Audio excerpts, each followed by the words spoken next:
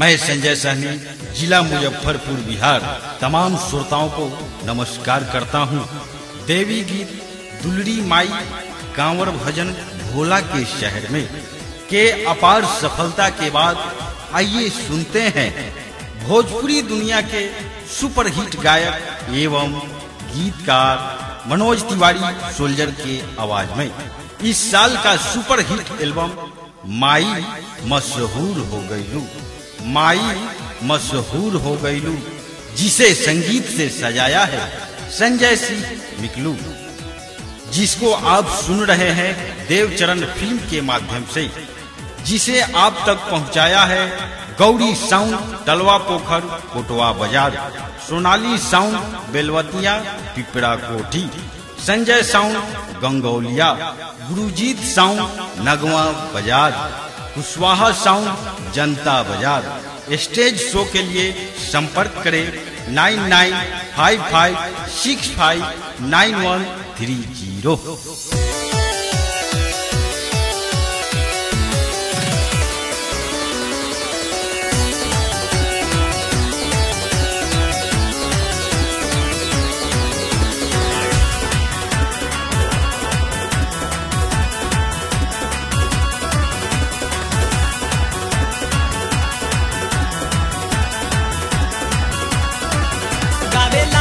चुचुहिया किशोर हो गई, गावेला कल चुचुहिया किशोर हो गई, जागी जागी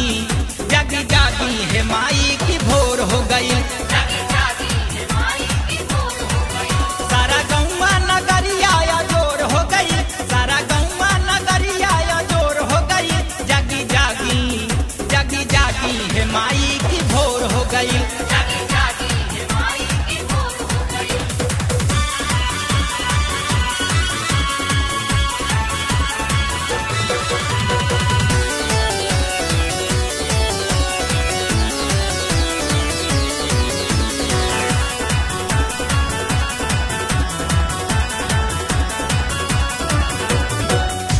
से भूखा पानी है माई,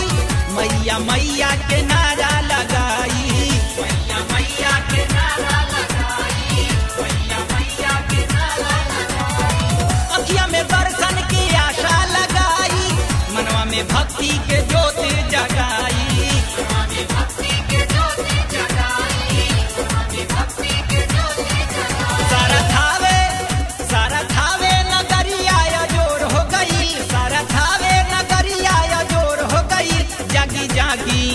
जागी जागी है माई की भोर हो गई, जागी जागी है माई की भोर हो गई।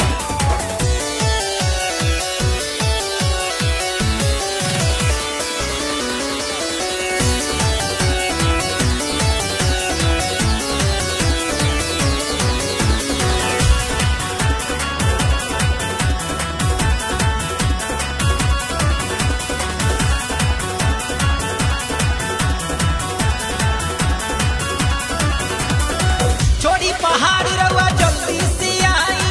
संगी में सातों बहिनियां ले आई,